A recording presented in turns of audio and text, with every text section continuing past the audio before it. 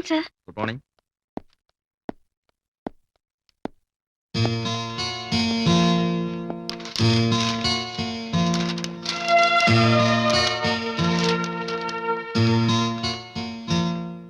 എന്താ ഈ ഒരു non stop fax business?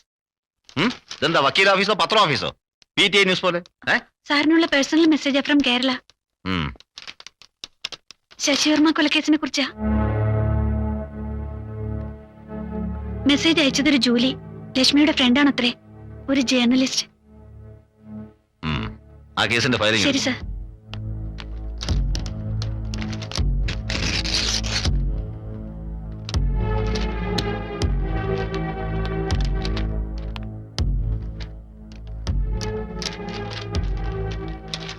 Sir, file. ആ.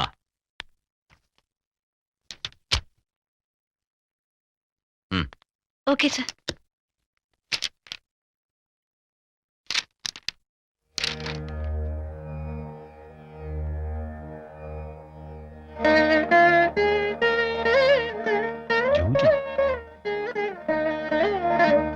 എന്നാൽ ഇനി വൈകണ്ട, യുവറാണി വരട്ടെ, യുവരാജാവിനെ കാണട്ടെ, അല്ലേ തമ്പുരാൻ?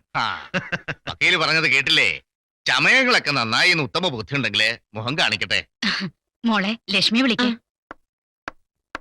ഏതാ ഈ കുട്ടി? ലക്ഷ്മിയുടെ കൂടെ ജേർണലിസം പഠിക്കുന്ന കുട്ടിയാ, ജൂലി. ചട്ടക്കാരിയാ.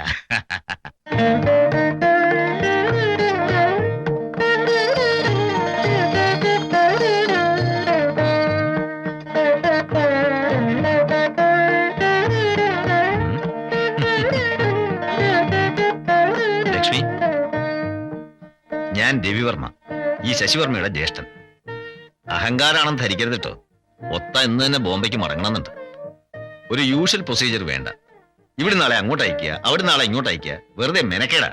അങ്ങോട്ടും ഇങ്ങോട്ടും ഇഷ്ടമാണ് ഇപ്പൊ തന്നെ പറയുക, അല്ലേ തമ്പുരാൻ? പിന്നെന്താ?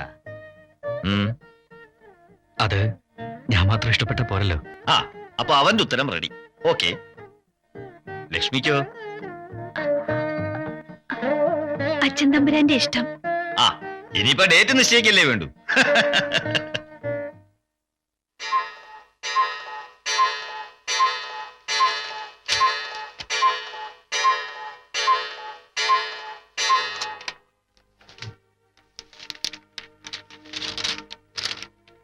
റെസ്പെക്റ്റഡ് സർ, ഒരു സെൽഫ് ഇൻട്രഡക്ഷൻ ഡീറ്റെയിൽഡായി ആവശ്യമില്ലെന്നറിയാം.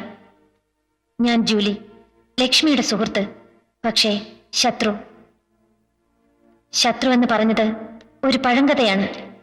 യൂണിവേഴ്സിറ്റി കോളേജിലെ താപ്പാനയായ എന്റെ മുന്നിൽ അവതരിച്ച തമ്പുരാട്ടിക്കുട്ടി കോളേജിലെ ജേർണലിസം കോഴ്സ് തുടങ്ങാൻ പോകുന്നു. ഞാനും ലക്ഷ്മി സ്റ്റുഡൻസ്. തമ്പുരാട്ടിയുടെ എഴുന്നള്ളത്തിനെ കുറിച്ച് നേരത്തെ കേട്ടു. വംശഗുണം എനിക്ക് പുച്ഛമാണ് തോന്നിയത്. മാരുതി എസ്റ്റീമും സീലോയും മേഴ്സിഡസും ചെത്തി നടക്കുന്ന കാലത്ത് അത് അഫോർഡ് ചെയ്യാൻ കഴിയുമായിരുന്നെങ്കിലും ഒരു 58 മോഡൽ കാറിലായിരുന്നു ഹോസ്റ്റലിലേക്കുള്ള തമ്പുരാട്ടിയുടെ എഴുന്നള്ളത്ത്.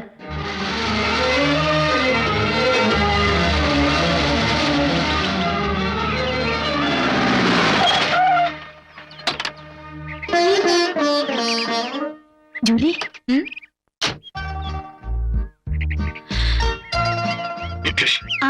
നിങ്ങൾ ഇവിടെ വെയിറ്റ് ചെയ്യേ, ഞാൻ മേത്തന്നെ കണ്ടിട്ട് വരാം. കാറിന് സാധനങ്ങളൊക്കെ ഇറക്കിക്കോളൂ.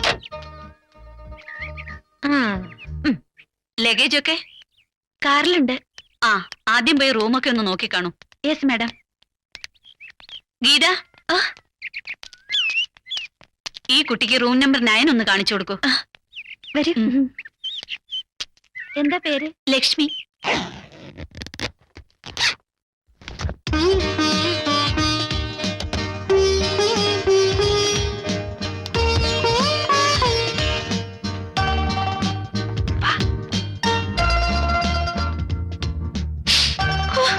എന്തൊരു നാറ്റമാ!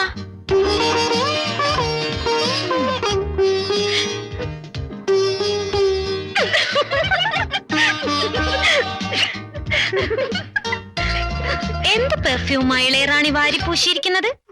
പഴകിയ ഒരു വളിച്ച മണം. 1947 മുമ്പ് ഏതേലും വൈസ്രോയോ ദിവാനോ അന്തപുരത്തിൽ കാഴ്ചവെച്ച ഏതായാലും വളിച്ചു. ഞാൻ ലക്ഷ്മി. കുട്ടിയുടെ പേരെന്താ? അയ്യടാ, കുട്ടിയോ? ഞാൻ കുട്ടിയൊന്നുമല്ല. കണ്ടില്ലേ പോത്തിനെ പോലെ വളർന്നു നിൽക്കുന്നത്. വളർന്നത് പോത്തിനെ പോലെയാണെന്ന് വെച്ചാലും പോത്തിന്റെ ചായ തീരെ ഇല്ല കേട്ടോ. You are so beautiful. Thank you. പക്ഷേ സ്വഭാവം കുരങ്ങന്റേതാണെന്ന് മാത്രം. കേട്ടിട്ടില്ലേ?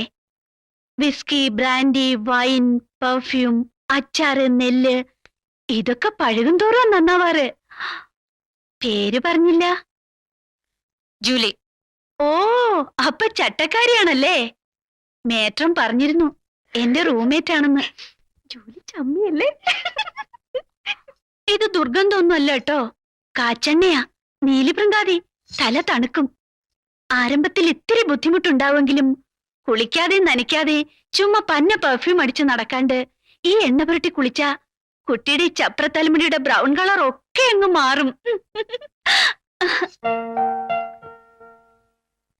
ശരിക്കും ചമ്മിപ്പോയി സർ ഞാൻ. എന്റെ പൈതൃകത്തെ, വംശത്തെ ഒക്കെ അവൾ തികഞ്ഞ മാന്യതയോടെ മർമ്മത്ത് കൊള്ളുന്ന മാതിരി പരിഹസിച്ചു. ഒരു റാഗിംഗ് തരപ്പെടുത്താൻ ഞാൻ തീരുമാനിച്ചു. പക്ഷേ എല്ലാം പൊളിഞ്ഞു. മാസത്തിലെ എല്ലാ 10-ാം തീയതിക്ക് മുമ്പ് നടക്കുന്ന എന്റെ ദുർഗതിയുടെ തനി ആവർത്തനം. കോളേജിലും ഹോസ്റ്റലിലും ഫീസ് കൊടുക്കാനില്ലാതെ 5-6 ദിവസം ഞാൻ പുറത്താകും. പിന്നെ പട്ടിണി, ക്ലാസ്സിൽ പ്രവേശനമില്ലാതെ അലഞ്ഞു തിരിയൽ. 4-5 ദിവസത്തിനുള്ളിൽ ഡാഡി എവിടെന്നെങ്കിലും ഫീസ് ഒപ്പിച്ചു തരും. ഡാഡി എത്താഞ്ഞതിനാൽ എന്റെ റാഗിങ്ങും മുടങ്ങി.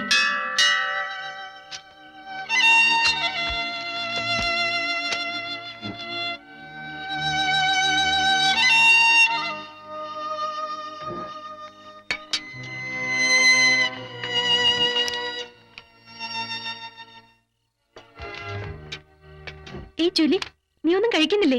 ക്ലാസ്സിലും കണ്ടില്ല. ബ്ലാക്ക് കോമഡി വേണ്ട. 6 ദിവസം വരെ ജൂലി പട്ടിണി കിടന്നിട്ടുണ്ടടി ഇതിനു മുമ്പും. പുല്ലുപോലെ. നിന്റെ ഹോസ്റ്റൽ ഫീസും കോളേജ് ഫീസും ഒക്കെ അടച്ചു. അടച്ചോ? ആര്? ലക്ഷ്മി.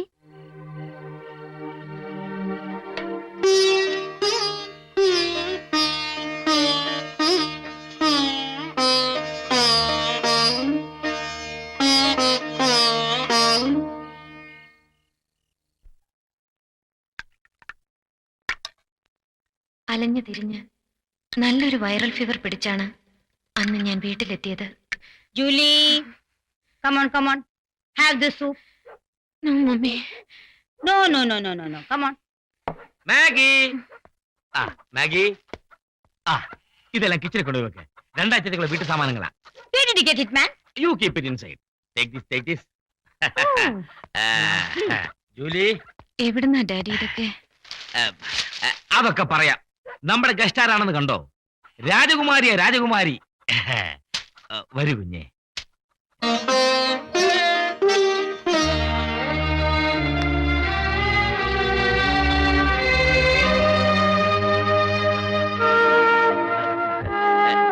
ഇതെല്ലാം മോളുടെ പ്രസന്റാ.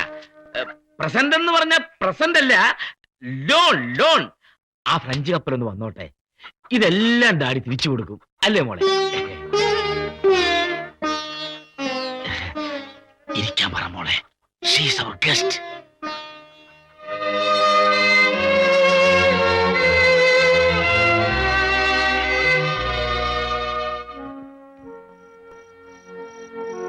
കുട്ടിയെന്ന് എന്തോ പറഞ്ഞ് കളിയാക്കിയപ്പോ ഞാനും ഒന്ന് റിയാക്ട് ചെയ്തു. പറഞ്ഞത് ഇത്തിരി കടുത്തുപോയെന്ന് അന്നേ എനിക്ക് തോന്നി. ദാരിദ്ര്യം ഒരു കുറ്റമല്ലല്ലോ, അതിനെ പുച്ഛിക്കരുതെന്ന് അമ്മ എപ്പോഴും പറയാറുണ്ട്.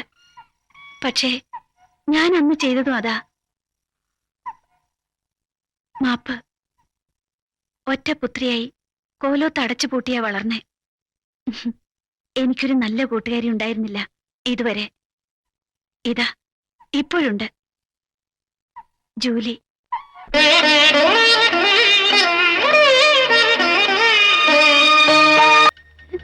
ഹരിയേട്ടാ, ഹരിയേട്ടാ.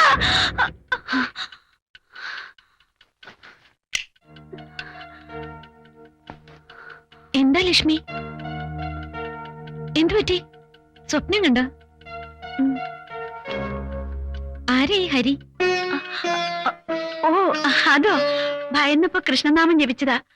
ഹരി, ഹരിഹരൻ ഒക്കെ കൃഷ്ണൻ തന്നെ. വേളച്ചിൽ കള പെണ്ണെ. പേടി വന്നാലേ ഞങ്ങളും വിളിക്കും ഈശ്വരനെ. പക്ഷേ അത് ഈശോ ചേട്ടാന്നോ ക്രൈസ്റ്റ് അങ്കിളെന്നോ ആയിരിക്കില്ല. ഒരു ഹരിയേട്ടൻ. നീ ആര്? ഭക്തമീരയോ? ആരാടി അവൻ? ഹരിന്ന അവന്റെ പേരല്ലേ? ഹരിപ്രസാദ്.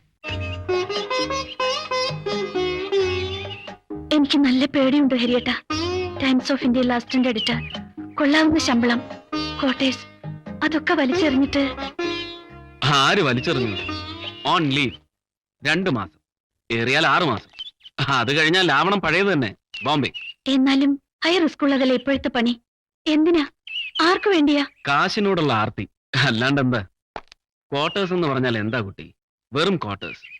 വല്ലവന്റെ ഔദാര്യം. അനാഥനായ ഈ ഏഴയ്ക്ക് ഏതെങ്കിലും പൊന്നുതമ്പുരാൻ കരവൊഴിവായി പതിച്ചൊന്നൊന്നും അല്ല. പിന്നെ ജോലി, അതിനും സ്ഥിരതയൊന്നുമില്ലല്ലോ. തീഹാർ ജയിലിൽ കിടക്കുന്ന ഏതെങ്കിലും ഉണക്ക സഹമന്ത്രിയുടെ 14ാമത്തെ കീപ്പിലെ 7ാമത്തെ സന്താനത്തിന്റെ ഒരു ഫോൺ കോൾ ഞങ്ങളുടെ ഡയറക്ടർ ബോർഡിലെ ഏതെങ്കിലും ഒരു കോന്തന്. തീർന്നു. ഹരിപ്രസാദ് എന്ന ജേർണലിസ്റ്റ് അവിടെ അവസാനിച്ചു. ഇതാവുമ്പോ എന്റെ അന്വേഷണം സക്സസ്ഫുൾ ആയാൽ 10 ലക്ഷം രൂപ, ജുഹൂൽ ഒരു ഫ്ലാറ്റ്, ഒരു കാറും സ്വന്തം. ജീവൻ പണയം വെച്ചുകൊണ്ടുള്ള ജോലി എന്തിനാന്നാ ചോദിക്കുന്നത്? വിശ്വസിച്ച് കൂടെ ഇറങ്ങി വരാൻ പോകുന്ന എന്റെ തമ്പുരാട്ടിക്ക് ആരാന്റെ ക്വാർട്ടേഴ്സ് അന്തപുരം ആവണ്ട. എന്റെ സ്വന്തം അന്തപുരം അതുണ്ടാക്കിയിട്ടേ ഞാൻ കൊണ്ടുപോകൂ. ഫിനാൻഷ്യൽ സ്റ്റെബിലിറ്റി ഇല്ലാത്തൊരു ജീവിതം എനിക്കത് കഴിയും. നിനക്കത് താങ്ങാനാവില്ല. ഞാനത് സമ്മതിക്കില്ല. ഹരിയേട്ടാ, ഇന്റർനാഷണൽ റെപ്യൂട്ടേഷനുള്ള ടൈംസ് ഓഫ് ഇന്ത്യയിലെ ലേഖകൻ സ്വന്തം കാമുകിയോട് പോലും തുറന്നു പറയാത്ത അജ്ഞാത ദൗത്യമായി കേരളത്തിലെത്തുക വിശ്വസിക്കാൻ കഴിഞ്ഞില്ല. ഓഫ് കോഴ്സ് ഇൻസെക്യൂറായ 4th എസ്റ്റേറ്റ് പ്രൊഫഷനെ കുറിച്ച് പറഞ്ഞ് ലക്ഷ്മി അയാൾ വിശ്വസിപ്പിച്ചെങ്കിലും എനിക്ക് സംശയം ബാക്കി. എന്താ അയാൾക്ക് അവിടെ ജോലി? താൻ ധരിക്കുന്നത് പോലെ അത്ര റിസ്ക് ഉള്ള പണിയൊന്നുമല്ല. പത്രപ്രവർത്തനം തന്നെ. പക്ഷെ റിപ്പോർട്ട് പോകുന്നത് പത്ര ഓഫീസിലേക്കല്ലെന്ന് മാത്രം. 4th എസ്റ്റേറ്റിന്റെ മാന്യത മുഴുവനും ഉണ്ട്.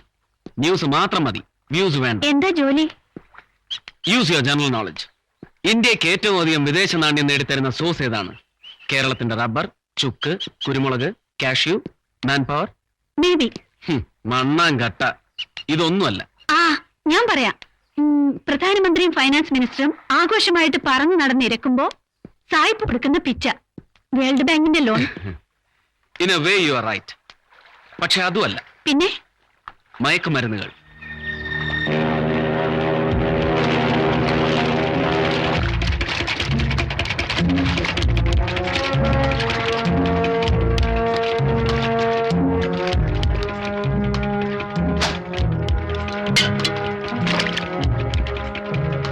നക്കോട്ടിക്സ്, കഞ്ചാവ്, LSD, ബ്രൗൺ ഷുഗർ തുടങ്ങി ഫെഡോൺസ് എന്നറിയപ്പെടുന്ന സ്പേസ് ഏജ് ചരക്ക് വരെ ഉപയോഗിക്കുന്നവർ ആജീവനാന്തം അഡിക്ട്സ്.